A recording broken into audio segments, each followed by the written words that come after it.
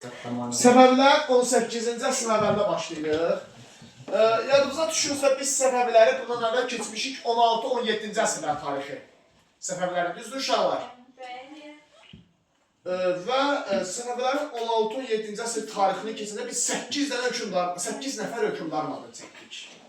Səfəvilərin axırıncı bizim öyrəndiyimiz Şah Süleyman idi 1667-94 düzdür. Bu il isə 18-ci əsr Səfəvini öyrənirik. Səfəvilərin dağılması yavaş-yavaş başlayır artıq. Səfəvilər bitir artıq. Artıq yeni dövr Azərbaycan tarixinə keçid edəcəyik bir müddət sonra. Səfəvilər zəifləməyə başlayır uşaqlar. 18-ci əsrin əvvəlləri, neçənci illərdir? 1701-dən 1720-yə qədər təxminən, düzdürmü? Bu aralıqdır da elə. Bu dövrdə Səfəvi dövləti zəifləməyə başlayır. Tənəzzül keçirməyə başlayır. Onda Səfəvi dövlətinin zəifləməsinin səbəbləri nədir? Birinci bunu aydınlaşdırırıq. Çünki hər bir dövlətin zəifləməsinin səbəbləri var da. Deməli, Səfəvi dövlətinin zəifləməsinin daxili səbəbi var. Bir də xarici səbəbi var. Həmçinin iqtisadi səbəbi var, bir də siyasi səbəbi var. Məsələn, çünki bir dənə səbəb gətirə bilmərik də bir dövlətin o boyda imperiyanın zəifləməsinə. İmperiya zəifləyibsə, tənəzzül eləməyə başlayıbsa, deməli burada bir çox faktorlar olanıydı, bir çox səbəbləri var. Məsələn, biri, İpək yolunun əhəmiyyəti itirməsi. Bayaq dediyi uşaqlar, İpək yolu niyə əhəmiyyətini itirdi? İpək yolu niyə əhəmiyyətini itirdi? Coğrafi kəşflərdir. Bayaq dediyi uşaqlar, İpək yolunun əhəmiyyəti itirməsi coğrafi kəşflərin nəticəsidir. Çünki coğrafi kəşflər olanı nə baş verir? Okeanlarda ticarət başlayır. Düzdür? Artıq okeanla ticarət edən dövlət nəyinə lazım İpək yolundan, bahalı yolla ticarət həyatı keçirsin? Başa düşdünüz? İndi uşaqlar, Səfəvi dövləti Osmanlı imperiyası kimi dövlətlərin gəlirlərinin, pullarının böyük bir hissəsi İpək yolu üzərindən əldə edilirdi. Başa düşdünüzmü? İndi İpək yolu öz əhəmiyyətini itirir. Artıq İpək yoluna əhəmiyyət verən yoxdur. İpək yolu əhəmiyyətini itirirsə, deməli Səfəvi dövlətin gəlirləri azalmağa başlayır. Başa düşdünüz? Və nəticədə dövlətin gəlirləri azalma nə olur? Dövlət kasıblığında nə olur həmişə? Dövlət zəifləyir. %100 bu bir qanundur. Həmişə bir dövlətin gəlirləri azalırsa, o dövlət zəifləyəcək. Daxili cəhətdən də xarici cəhətdən də. İndi İpək yolunun əhəmiyyətini itirməsi, Səfəvilərin zəifləməsinin sizcə daxili səbəbi yoxsa xarici? Xarici. Niyə? Çünki İpək yolu coğrafi kəşflərə görə öz əhəmiyyətini itirir.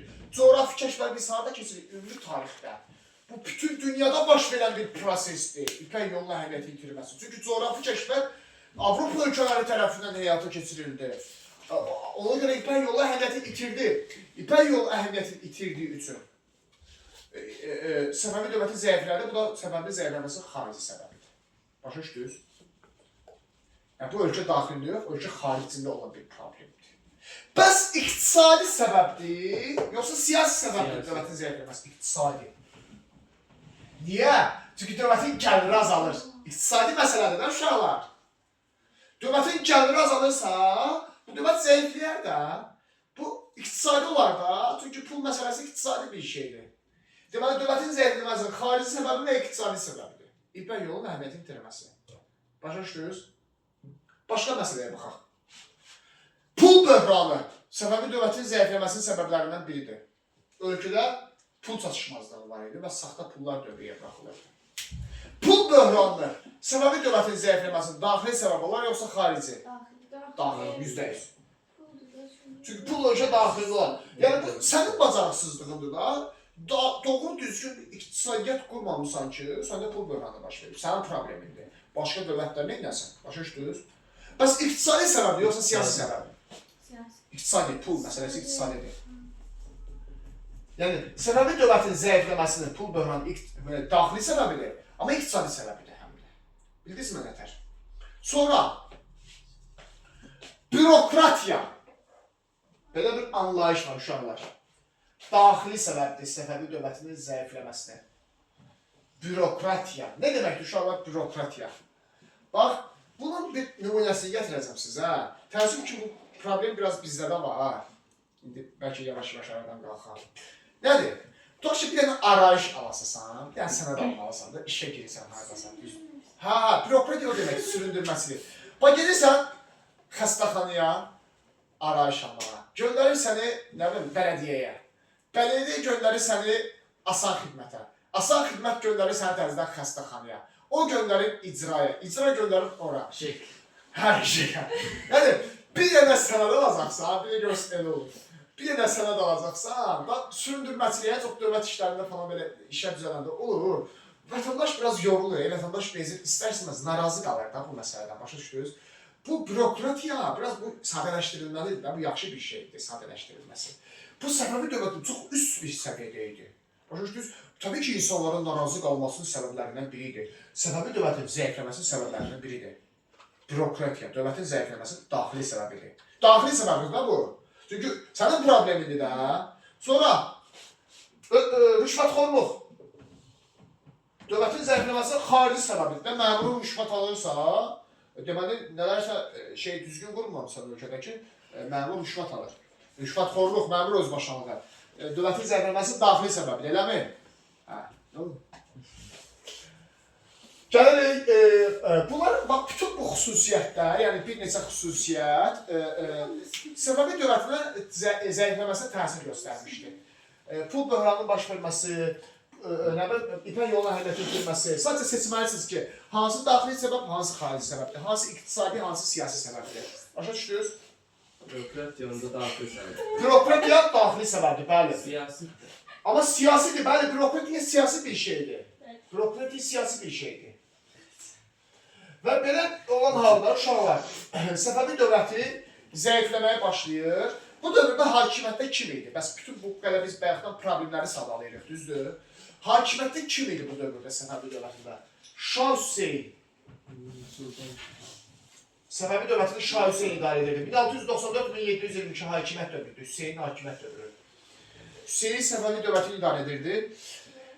Belə pis adam deyil, deyilənə görə. Amma bacarıqsız hökmdar idi, zəif hökmdar idi. Siyasi Xudabəndə kimi, siyasi bilikləri çox aşağı səviyyədə idi. Orada bir uzun cümlə var, indi onu yazmıram. Onu oxuyacaqsınız. Yazılır ki, Şah Hüseyin bütün bu problemləri görür təbii ki. Axmaq deyil ki, görür ki, dövlət zəifləyir, gəlirlər azalır, insanlar narazı qalmağa başlayır. Problemdən çıxmaq üçün müəyyən təkliflər irəli sürür. Məsələn, ata-babalarının Ərdəbil məqbərəsindəki qızıl zinət əşyalarını əridib pula çevirir. Ərdəbil məqbərəsindəki, bilirsiniz də, Səfəvilər dövlət olmamışdan qabaq, hakimlik olub, Ərdəbil hakimliyi. Elə, əslən Ərdəbildən tərəf Səfəvilər. Şeyx Hüseyin, Şeyx Heydər yadında sayın. Onlar dövründən qədim bir sərvət qalıb da Səfəvələrin çox, 200 illik tanıtı var, 200 ildən də çox. Bu da gedir ata-babaların necə xeyirli bir övladdır. Ata-babalarından qalıb, zinət əşyaları, qızı, nə varsa, hamısını əridir, pul edir. Onda çox olar. Gördən nə qədər var imişdir. Əslində bu, uşaq, bunu heç kim eləməz. Heç bu dövlət başçısı eləməz. Hüseyin idir o dövlətdə. Müsbət şey deyil. Əslində müsbət adamdır, deyil bu? Yazıq öz ata-babalarından qalan qızılı əridir, pula çevirir. Bizim qızımız olan ki, evdə yatağın 5 qat altında gizlir. Bu adam neyini?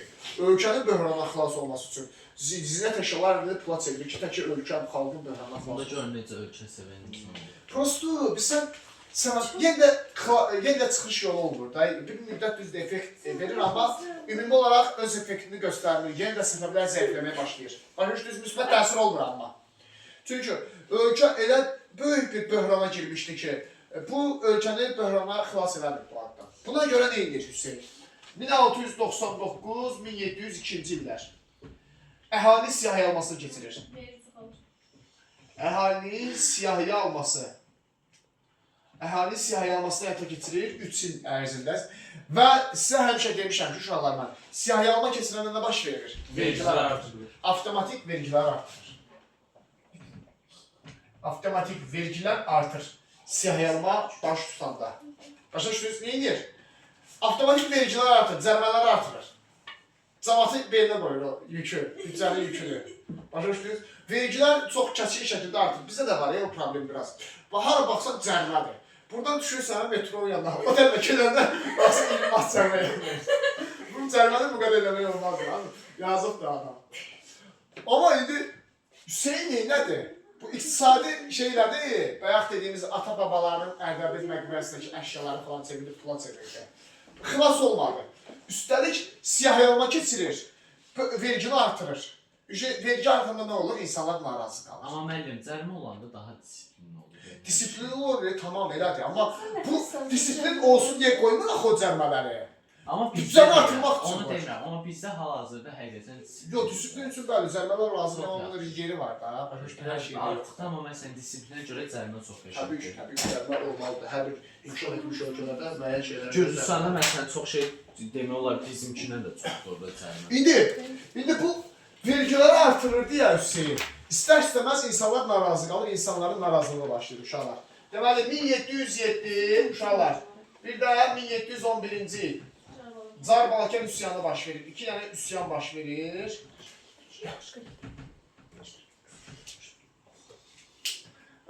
Deməli bu Çar Balkan üsyanı baş verir uşaqlar. 1707 bir də 1711. 2 dənə ayrı üsyan uşaqlar. Daha doğrusu bu trenlə deyil.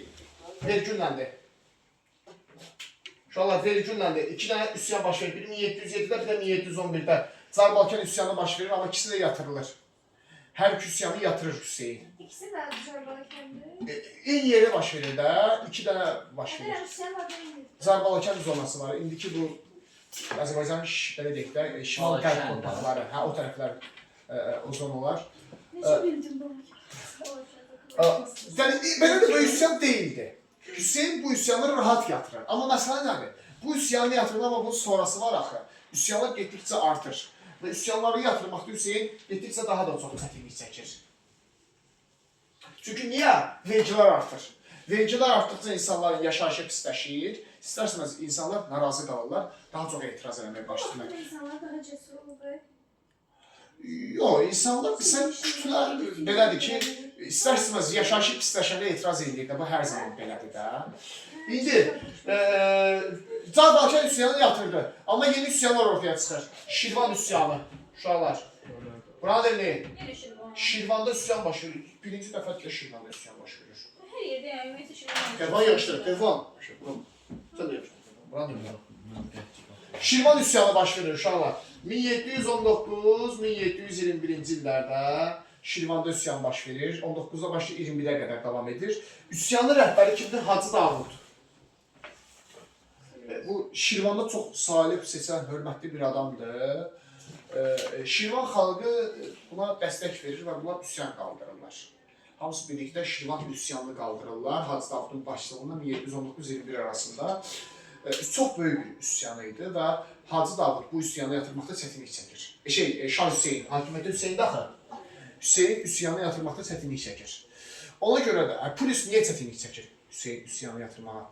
Hacı Davud tək başına bu üsyanın rəhbəri deyildi. Buna qıraqdan digər qüvvələr dəstək verir. Kimlər idi? Bu Surxay xan var, ona deyirlər Qazqumuxlu Surxay xan. Dağıstan tərəf var, Azərbaycan şimal əraziləri. Orada hakim var idi, Qazqumux vilayətin hakimi Surxay xan. Bir də Əhməd xan var. Qaytaqlı Əhməd xan. Orada bir Qaytaqlı vilayəti var, yəni onun hakimidir Əhməd xan. Deməli, Surxay xan və Əhməd xan Hacı Davudu dəstəkləyirlər və onların dəstəyi ilə Şirvan üsyanı baş verir. 1719-21-ci illərdə. Başa düşdünüz? Şirvan üsyanı baş verir 1719-21-də və istər-istəməz yadilli qüvvələr dəstəkləyir Hacı Davudu. Hacı Davud daha da təhlükəli bir hal almağa başlayır. Bu azmış kimi Osmanlı da bu üsyançıları dəstəkləyir. Gördünüz uşaqlar? Osmanlı da, yığışdır onu. Osmanlı da Şirvan üsyanı dəstəkləyir Hacı Davudu. Yəni nə ilə dəstəkləyir? Pul verir, silah verir. Bu dəstəkləməkdir, başa düşdünüz? Hüseyin bu üsyanı yatıra bilmir. Gücü çatmır Hüseynin bu üsyanı yatırmağa, Şah Hüseynin bu üsyanı yatırmağa. Bu azmış kimi uşaqlar, buranın dilinə yatmayın, evdə yatarsınız. Bu azmış kimi 1722-ci ildə Əfqanların üsyanı baş verir. Buna deyirlər Əfqan qiyamı. Əfqanların qiyamı baş verir. Siz Səfəvi imperiyasının sərhədləri çox böyük olur. Əfqanistan falan ərazisi də Səfəvi imperiyasının sərhədlərinə daxil olubdur. Bu Əfqanlar üsyan qaldırırlar, Qəndahar şəhəri var, oranı tuturlar. Bir də kim deyər Səfəvinin paytaxtı hansı şəhər idi? İsfahan. İsfahan tutulur, fikir verin uşaqlar. Sonra paytaxt nə olur? Bir dəqiqə, paytaxt olmur idi əvvəlcə. Paytaxt gelir. Əfqanlar 1722-də üsyan qaldırıb İsfahanı tuturlar. Dövlətin paytaxtı tutulur. Və Şah Hüseyin taxtdan devrilir. 1722 gözlü Şah Hüseyin taxtdan devrilməsi. Boş yerə yazılmır. Əfqanların qiyamından hakimiyyətini devrilir Hüseyin. 1722-ci ildə. Başa düşdünüzmü? Bu qədər şeylərdən sonra vergiləri azaltmır ki, axırda devrilir onu. Axı büdcədə pul yoxdur, necə azaltsın? Hökümdar bilərəkdən vergini artırmır ki, hökümdar bilərəkdən xarda pistad almır ki. Deyəsin, bayaq səhv edim axı, bəs səbəblər var. İpək yolu əhəmiyyətini itirmişdi, dövlətin gəlirləri azalmışdı, pul böhranı var idi, məcbur idi onu eləməyə. Başa düşdünüz? Və paytaxt Əfqanlar paytaxt İsfahanı tuturlar. İndi fikir verin uşaqlar. Şirvan üsyanı oldu 1707-1711. Carbalakan üsyanı dedik, onu yatırdı Hüseyin. Amma getdikcə üsyanların sayı artır. Şirvan üsyanı 1719 ilində bu üsyan Hacı Davudun başçılığına yatırılmır. Çünki Hacı Davuda qıraq qüvvələr dəstək verirdi. Sulxay xanım, Əhməd xan, Kudüs Osmanlı qüvvələri dəstək verirdi. Bu azmış kimi Əfqanlar üsyan qaldırıb paytaxt İsfahanı tuturlar. Gördünüz necə? Hərə bir tərəfdə üsyan qaldırıb. Hüseyin taxtdan devrilir. Hüseyin ölür. Şirvan üsyanı yaddan çıxdı. Səfəvlərin birinci məqsədi nədir? Əfqanların qiyamını yatırmaq, dövlətin paytaxtını üsyançılardan azad eləmək. Çünki dövlətin paytaxtının tutulması nə deməkdir? Biabırçı bir şeydir bu. Başa düşdünüzmü? Hüseyin taxtdan devrilir. Neçənci ildə? 1722-ci ildə. Kim tərəfindən devrilir Hüseyin taxtdan? Əfqanlar tərəfindən. Əfqanların üsyan nəticəsində taxtdan devrilir. Hüseynin oğlu Təhmasib var. Qaçır Astrabat şəhərinə, özünü 2-ci Təhmasib adından şəhərləyir. İkinci Təhmasib hakimiyyətə gəlir. 1722-1732 ilinlə əzbərləyin uşaqlar. İlinlə öyrənin. Şah 2-ci Təhmasibin hakimiyyət dövrüdür. Demək 1722-də Hüseyin ölür, daha doğrusu öldürülür deyək də, Əfqan üsyançıları tərəfindən paytaxt şəhəri tutulanda. Yerinə gəlir 2-ci Təhmasib 1722-32-ci illər. Olur 2-ci Təhmasibin hakimiyyət dövrü. Onun oğlu. Amma 2-ci Təhmasib bilirsiniz ayaq hakimiyyətə gəlib Astrabadda. Niyə Astrabadda özünü işğal eləmirdi? Çünki paytaxt işğal altındadır. Paytaxt Əfqanların işğalı altındadır. 1722-ci ildən bəri Əfqan üsyançılarından. Başa düşdünüz? İndi 2-ci Təhmasib taxta çıxır. 2-ci Təhmasibin qarşısında bir çox missiyalar var. Yəni məqsədlər var. Birinci məqsəd nədir? Əfqan üsyançılarını məğlub eləmək, paytaxtı azad eləmək. Şirvan üsyanını yatırmaq ikinci plana düşür. Çünki o üsyanla gedirdi Hacı Davudun başçılıq elədiyi üsyan. Bu birinci məqsədi nədir? Əfqan üsyançılarını məğlub eləmək, paytaxt İsfahanı işğal altından azad eləmək. Başa düşdünüz? İkinci Təhmasib yenə atası kimi zəif hökmdardır. Yəni dövlətdə çox da sözü keçən biri deyildi.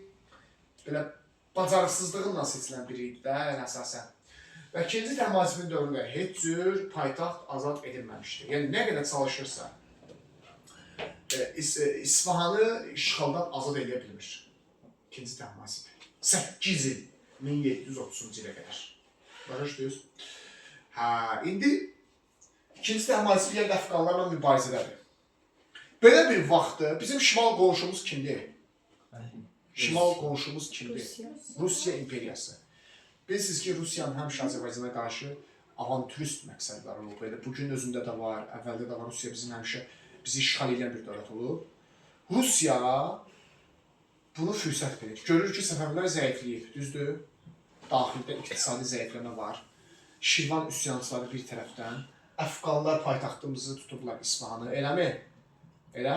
Bunu görən Rusiya həmişəki kimi deyir, bu fürsət gedim Azərbaycan torpaqlarını işğal edim. Çünki Səfəvinin başı qarışıqdır, zəifliyibdir. Və Rusiya başlayıb torpaqlarımızı işğal etməyə. 1722-1723-cü illər. Rusiyanın Xəzəryanı bölgələri işğalı. Xəzəryanı bölgələri işğalı baş tutur uşaqlar. 1722-1723-cü illər Xəzəryanı bölgələri işğal edilir. Rusiya qüvvələri tərəfindən. Rusiya hərbi qüvvələr tərəfindən. O dövrdə Rus imperatoru var, 1-ci Pyotr. 1-ci Pyotr başlayır Xəzəryanı bölgələri işğal etməyə. İndi uşaqlar, Xəzəryanı bölgələr haradır? Xəzər dənizi ətrafında hansı şəhərlər varsa hamısı. Hə. Məsələn, Bakı, nə bilim, Dərbənd, o dövrdə Dərbənd bizim şəhərik. Salyan, Lənkəran. Şamaxı O məsələn deyəcəm indi o ayrı. O Xəzəryanı bölgə sayılır amma. Rusiyanın uşaqlar, bu 1-ci Pyotr, Rusiyanın ilk imperatoru da 1-ci Pyotr. Çoxdandır ki, bir məqsədi var idi. Pyotrun Xəzəryanı bölgələrdə möhkəm vermək, Xəzər dənizə çıxış etmək, Rusiyanın məqsədi var idi. Sağ olun. Çox sağ olun. Deməli, 1723-cü ildə Bakı işğal edilir. Biz buna deyirik Bakının işğalı. Bakının işğalı ilə 1723-cü ildə Ruslar Xəzəryanı bölgələrin işğalını başa çatdırırlar. Və Ruslar elə çox sevinirlər ki, Bakının işğal edilməsinə görə. 1723-cü ildə Bakının işğalından sonra Peterburg Rusiyanın paytaxtı idi. Ateşfəşanlıq keçirirlər. Ki, biz Xəzəryanı bölgələri işğal edik 1722-23-də. Orada sual sizdə formalaşa bilər ki, niyə Rusiya ilə bütün Azərbaycanı işğal edə-bildi? Sadəcə Xəzəryanı bölgələri işğal edirdi. Çünki Osmanlı da başlayıb torpaqlarımızı işğalla. Osmanlı işğalı. Hə. Çünki zəifliyibdi deyə, səbəblər zəifliyibdi deyə. Deyərlər, bu ikinci təmasib nə işlə məşğuldur, bu hara baxar? Bunun başı qarışıb hələ Əfqanların qiyamını yatırmağa. Heç o da yatıra bilmir. Heç o da yatıramır, İsfahanı azad edə bilmir. Bunun yatır sayan yox idi dövlətdə. İkinci təmasib. Yox, hələ çox sonra var. Suyun alacaq, deyəsən, Rusiyaya. Hə. İndi, Osmanlı da başlayır torpaqlarımızı işğal eləməyə. Niyə? Osmanlı deyir ki, vay birdən məndən qabaq Rusiya Azərbaycanı işğal edir. Çünki Osmanlının da çoxdandır ki, bizi işğal eləmək kimi bir planları var idi. Bilirsiniz ki, nə qədər olub, 5 dəfə Səfəvi Osmanlı müharibələr olmuşdur bunlardan. İndi, Osmanlı da başlayır torpaqlarımızı işğal eləməyə və Rusiya, Xəzəryanı bölgələri, Osmanlı torpaqlarımızı işğala başlayırdı ki, İmperator Pyotr, Rus imperatoru, Osmanlı hökümdarı o dövrdə Əhməd idi, 3-cü Əhmədə məktub yazır ki, gəl məndən müharibə aparma, mən işğal etdiyimi eləmişəm Xəzəryanı bölgələr. Qalan bütün Azərbaycan torpaqlarını sən işğal edə. Yox, Osmanlı müharibəyə girirdi Rusiyana. Osmanlı hökümdarı düşünür ki, belə baxanda qol qalsın ediyor Xəzəryanı bölgələr Rusiyada, bir də Rusiyanın müharibəyə girməyib.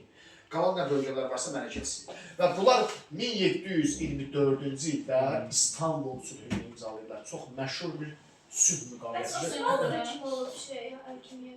Əhməd. Sözcü Əhməd. Deməli uşaqlar, onlar hələ ki lazım deyil. İstanbul sülhü imzalanır. Rusiya ilə Osmanlı arasında Azərbaycanı bölüşdürmək haqqında. Çox belə irtica, çox belə pis sülh müqaviləsidir. Yad edillər torpaqlarımızı bölüşdürürlər. Rusiya ilə Osmanlı. Rusiya ilə Osmanlı bizi bölüşdürürlər. 1724-cü. Hə? 3 dənə, bu üçüncüdür. Birinci, ikinci yadındakı Səfəvi Osmanlı arasında 1612 gəlir. Bu da 3-cü İstanbul sülhüdür. Bu dəfə Rusiya Osmanlı arasındadır. Başa düşdünüz? İstanbul sülhündən Azərbaycan torpaqları bölüşdürülür. Necə bölüşdürülür? Çox sadə. Xəzəryanı bölgələr keçir Rusiyaya, düzdür? Rusiya nə istəyirdi? Xəzəryanı bölgələr istəyir, düzdür? Xəzəryanı bölgələr Rusiyaya keçir. Qalan Azərbaycan torpaqları nə varsa Osmanlı işğalı altına keçməlidir. Başa düşdünüz? Görürsünüz torpaqlarımızı necə mənfur bir şəkildə bölüşdürdü düşmənlərimiz. 2 dənə böyük dövlət torpaqlarımızı bölüşdürdü. İstanbul sülhündən 1724-cü ildə Xəzəryanı bölgələr Rusiyanın işğalına məruz qaldı. Qalan bütün torpaqlarımızı Osmanlı tərəfindən işğal edildi. 1724-cü İstanbul sülhündən. Və bununla Azərbaycan torpaqları düşmən tərəfindən, yadellər tərəfindən işğal edildi. Bəs deyə bilərsiniz, bəli, bu təhmasib nə işlə məşğuldur? Axı torpaqlarımızı işğal edirlər. Hələ bunun başı qarışıb Əfqan qiyamını yatırmağa. Düşünün ki, 1730-a qədər bu adam Əfqanların qiyamını yatırmağa gücü çatmırdı. Bu paytaxtdan o da eləyə bilmir. Durub Rusiya ilə Osmanlıya qarşı mübarizə parası deyil ki.